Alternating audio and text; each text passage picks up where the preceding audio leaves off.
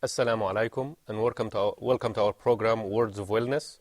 My name is Yassir Al-Manawi. I'm a clinical therapist and I'm going to be your host during this program. We are going to talk about the relationship between religion, spirituality, and modern psychology or clinical psychology. The reason we're going to talk about that is because there is a tight relationship between treatment and between spirituality. Without this relationship, any treatment will be incomplete. Any treatment anywhere in the world will be incomplete. We are going to explore a lot of issues in our daily lives and how we tackle it spiritually and how we tackle it psychologically. So there are going to be a lot of benefits that we're going to see through this program. Also, what we're going to find out is that the excellence of Prophet Muhammad alayhi salatu wasalam, the excellence of the teaching of Prophet Muhammad alayhi salatu wasalam, and the hadith in relation to the Quran and in relation to the psychology today. One of the first issues we're going to talk about is hypocrisy or lying. And this issue is very important for us today. So what I'm going to do is that I'm going to read the Quran, a verse from the Quran, in regard to this issue, and then I'm going to comment on it psychologically, and hopefully it will be a lot of benefits to all of us. And here, this is the way it goes. Bismillah ar-Rahman ar-Rahim. It's from Surah Al-Baqarah,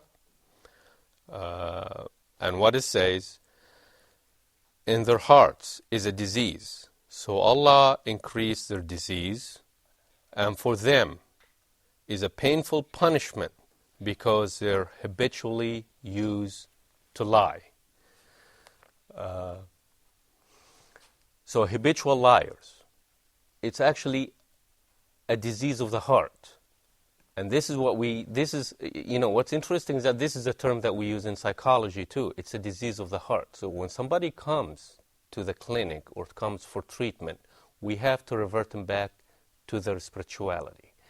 The meaning of Allah will increase their disease, it's not really a punishment from Allah. It's whoever lies to cover for issues and whoever lies to cover for his fear of inadequacies or whatever issues he has inside of him and doesn't face his fear, his disease increases, his problems increase. It doesn't stop there. And he finds himself slowly but surely lying more and more and more. The lying at the end, what happens is that you find the person deviated from reality. So he doesn't stay in reality, and it becomes more complicated issues for him. So it's not only a lying issue. And that's why we know that there is, at the end, punishment for them. The punishment, actually, when I take a look at it, I see that the punishment is in their lifetime as well as at the hereafter.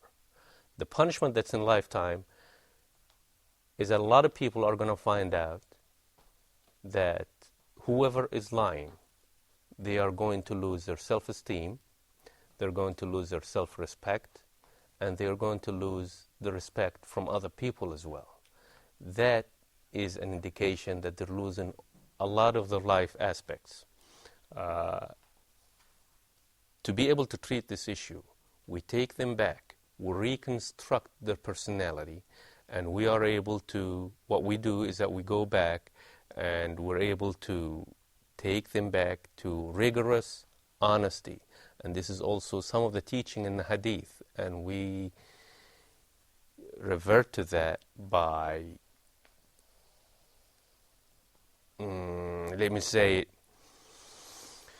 rigorous honesty. It's not an easy thing for anybody to do. We take them to the first times when they had fear and how did they cover for it. And now they become a stick person. Instead of being a stick person, we get them to be a carrot person, which means that they see the rewards in their lifetimes as opposed to seeing their punishment, as opposed to running away from their punishment. So that way, you're reconstructing their personality, you're reconstructing their spirituality, you're reconstructing their mind. And that's what we are trying to do. That's our first topic.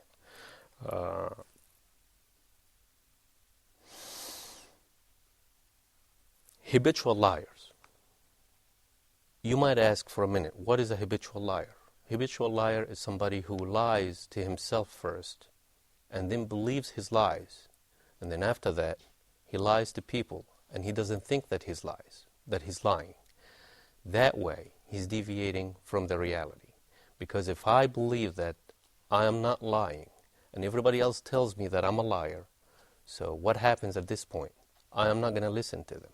The only way to listen to them is to take me back to the Quran and the Hadith.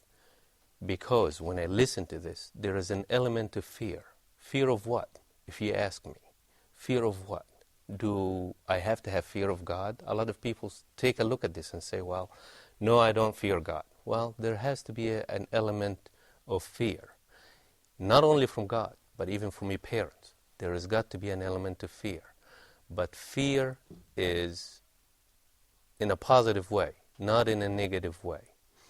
When we talk about the fear in a positive way, is that if I'm afraid of the punishment, and that's what this surah tells me, this is what this ayah tells me, I'm afraid of the punishment, not only in this life but the hereafter. So I am going to try to do my best to revert from this action, which is not easy.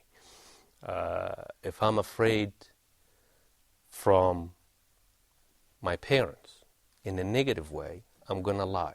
But if I'm afraid farther because there is a reward or there is a punishment and there is teaching of Islam and there is teaching of spirituality, you find that out. You go back to honesty, you go back to humility, you go back to being honest with yourself, you go back to treating people on the same level. That way you regain your self-respect, you regain your self-confidence, you regain your self-esteem, you feel like you're standing on a solid ground as opposed to standing on a bridge over troubled water. And you know about what I mean by troubled water, is that you lie and then you lie again to cover for a lie and you lie again to cover for another lie until the whole life becomes a lie. And this is the beginning of a lot of diseases that we treat today. One of these diseases is addiction. And lying and the addiction is when they go hand in hand, they go together. Next time we're going to be talking about anger and how we treat the anger. So I will see you again in our next episode with anger in Islam, anger in the psychology, anger and spirituality, and how to treat the anger and how to reduce the level of the anger from our daily lives and from our behavior. Thank you very much, and we'll see you next time.